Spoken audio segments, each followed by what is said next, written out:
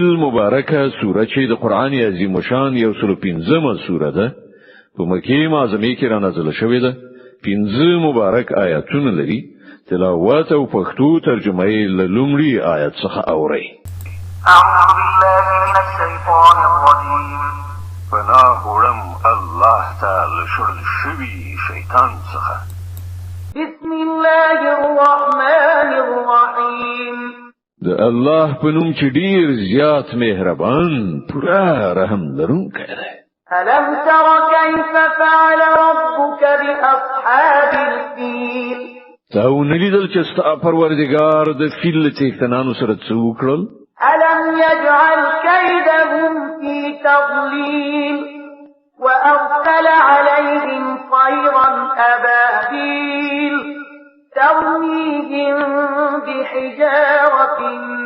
من سجيل